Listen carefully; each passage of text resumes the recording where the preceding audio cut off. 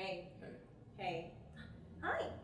So, welcome to Tertiary Delight. It is a podcast that I, Priyanka Das, am co-hosting with my dear friend, Daniel Andrew Boyd. And this is Axel. He is one of my best friends' dogs. He's 2.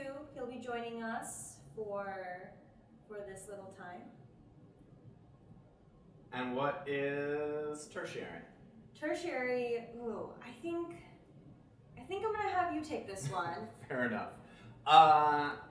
So tertiary means third. Okay. And a tertiary delight is the act of eavesdropping on strangers who really like each other. And so you're tertiary because you're removed from them. It's not about you and your friends. It's not about friends of friends. It's about strangers. So you're like one removed from everything. But because they really like each other, that joy that they're pushing out into the world is this like little flutter in your heart. Yeah, and I like that. I like that flutter in your heart. And you see more of that in all of the episodes. It is really a podcast that lets you in on the intimacy of best friends and best friendship. And so in this episode, we're just going to go through what Tertiary Delight is all about and give you some sort of framework to work with when you're listening to the other episodes. Yeah, we Thanks a really do recommend this episode first. Yes. Because it actually explains what this episode is, and it also helps you get to know us. Cool. This podcast, Tertiary Delight, which I still can't say. I don't think I'll ever be able to say it right. So I'll let Dan. That was perfect. I'm confident. Okay, well, that's what it's called. It is, at its core, a podcast about friendship through the lens, I should say, of what it would be like if we were to be able to eavesdrop on a pair of best friends chatting with each other about their lives. I've always been interested in those types of conversations. I've always been interested in being an observer for those types of conversations, and that is essentially what this podcast does. It is a loosely guided interview, and it didn't necessarily start out that way, but that's kind of what it morphed into. A lot of the times, though, these interviews take on, a flow of their own just through what it's like for 2 people who love each other to talk to each other about why they love each other. What do you think, Dan? Yes. It just hit me that a long time ago, I liked this idea so much that I would go to restaurants and I would just bug people. And the stuff I had, they would say stuff and I was like, this is uncomfortable. I should not have done this. And so I don't have those things anymore. But I feel like this treads the line of being morally okay and hits the little itch that's like, I just want to hear people being authentic with each other. Absolutely. So to that point, we as a team, Dan and I, have made a decision together to leave certain things in that may be kind of, wild to listen to. And that is just part of preserving the authenticity of this experience. We just want all the listeners to know that these people are real and they're... I totally forgot that was part of it. Yeah. In our original discussion. Yes. About this pre-discussion. Yes.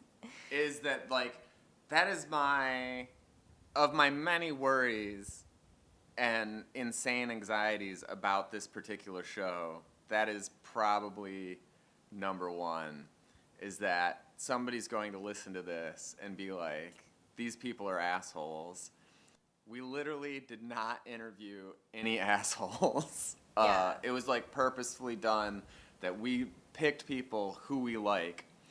And any ribbing that they do or any jokes that they told during this thing, out of the context of having a relationship to us, all these are just like people exploring their ideas in like a really safe environment where you're allowed to like say things and make mistakes, and they're being very generous for like allowing to put up something that's like really raw and off the cuff.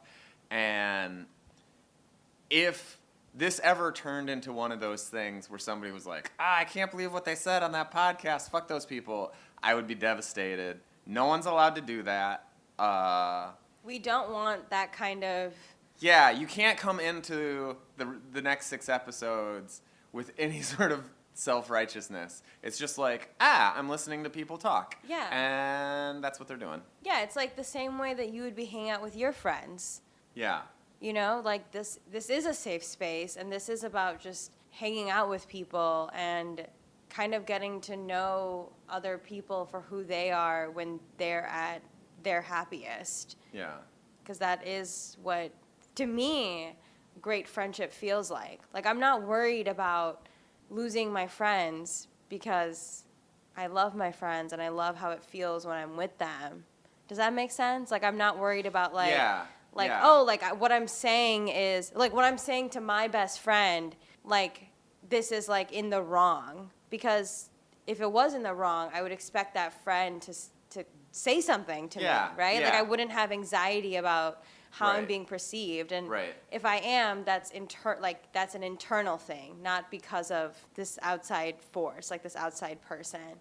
So I think that's kind of, like, what Dan said, like, we're just asking that you come into this accepting this person, these people, right, as your friend for this conversation. Yeah, right? Yeah. For an hour, these people are your best friends, too. Yes, kind of exactly. thing. Yeah, because that's how we treated I think them. that's a good, I like that. Yeah. I like that sentiment. And that a little bit leads into something that I think has been interesting or cool about talking with people about this project is that, like, a lot of people have told me that they feel like they're missing friendship in their life. Yeah. And that they don't understand how to navigate it. They don't know how to make friends. It's they hard. don't feel like they have Yeah. any sort of thing. And like, oh, I've got a friend, but I don't have a close friend. And I hope this illuminates something Yes. on that end. I like that. I like that a lot. Yeah, because friendship is tricky. Relationships are hard. Best friendship is, it's really easy to look on the outside and project what you think is happening, right? And then you hear these stories and you realize there's so many layers that have gotten these people to this point. And it can happen at any time, right? Like, any day tomorrow, you could meet someone and you could start a relationship with them, and then 5 years later, you're like, oh shit, this is my best friend. Right. But when you're starting that relationship, you don't realize that that's what's happening. Yeah, yeah. And that's, I mean, there's a part of one of the questions one of the questions we do get to is, was there a moment, right? And the thing is, like, there needs to be time for this moment to occur. Like, none of these people that were very, very easily like, oh yeah, this is my best friend. It wasn't someone they met 3 months ago. Right. That is, we talked about similarities and differences that we pulled from these interviews, and one of the overarching similarities was just time. Yeah, these are friends who have been friends. All of these have, like, a huge amount of time. Yeah. I think that it does exist. I've talked with people about the project and stuff like this, and I've run into people who are like, I met my best friend 3 months ago. Yeah. And stuff like that. Yeah.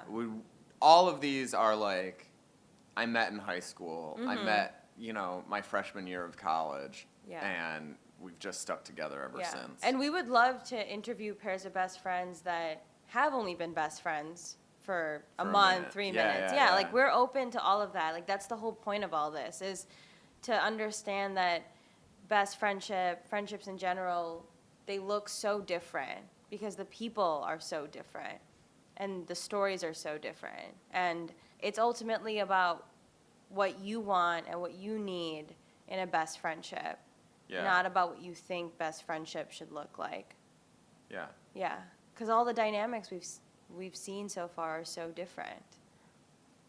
Yeah. I like this so much so far Okay. that I think. Do you want to talk about something that you like a moment in the creation that you really liked or appreciated?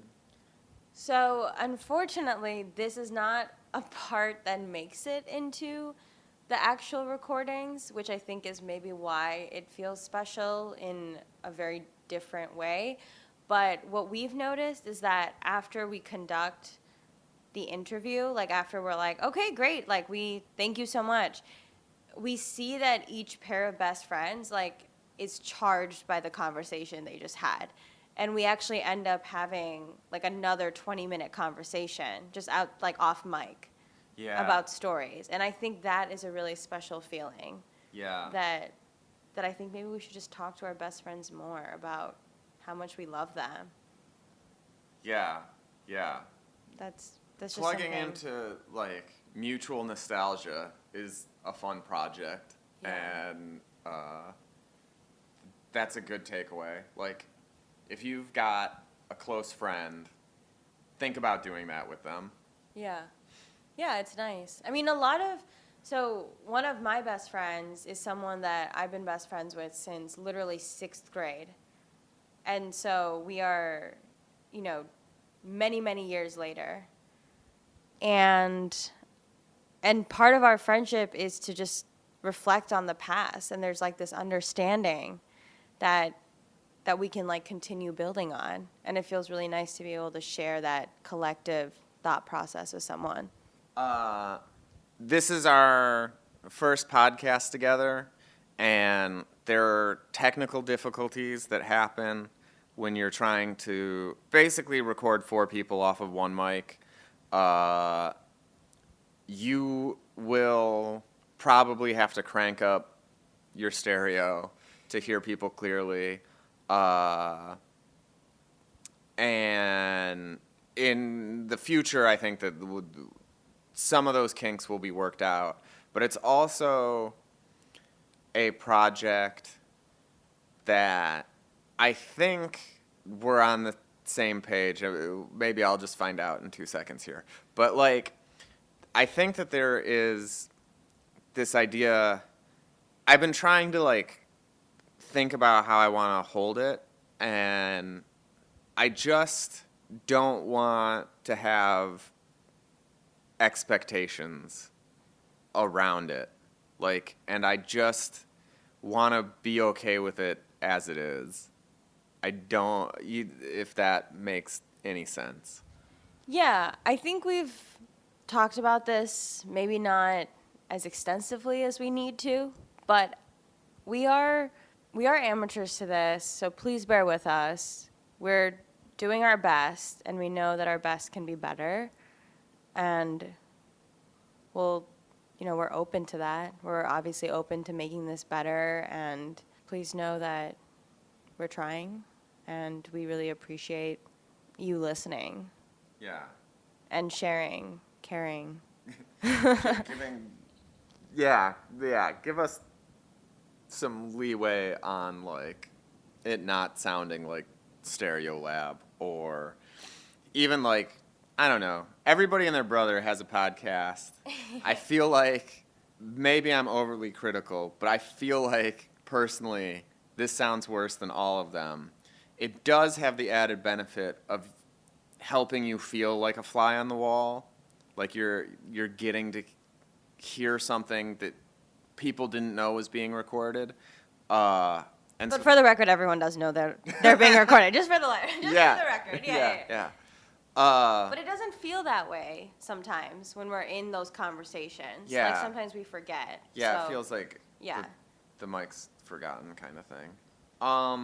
But yeah, like I guess sometimes I have conversations and people are so excited about the idea, and so I don't know what the word is that I actually want, but like needy for thoughts and emotions about friendship to be communicated. That they get excited for this, and that excitement bleeds into me, and then I get weird about it because it's like, oh, if this could be a really super thing, then I should treat it like a super thing. But really what I want to do is I just want to hang out with friends and listen to them. And anytime I get away from that being the goal, it becomes some kind of roadblock for me. So if you listen to these and you think, oh, I've got a friend and I'd love to talk to you about it, you can find us however you found this podcast. I'm also dan@storyluck.org. You can email me. Priyanka's Priyanka@storyluck.org. You can email her. We're both very accessible. Yes, we're both. I'm not going to speak for you, obviously, but I am open to meeting people pretty much all the time. I'm open to friendships. I'm open to conversations. I'm definitely open to hearing. We're both open to hearing thoughts about this. Yeah. We want to start a discourse. We want to start a dialogue around this. We see a need for it. And I don't think I'm as overwhelmed by the process as you are. Yeah. We've talked about this off mic. That is true, but we're in it together, and that's part of our friendship. And I'm here for it. So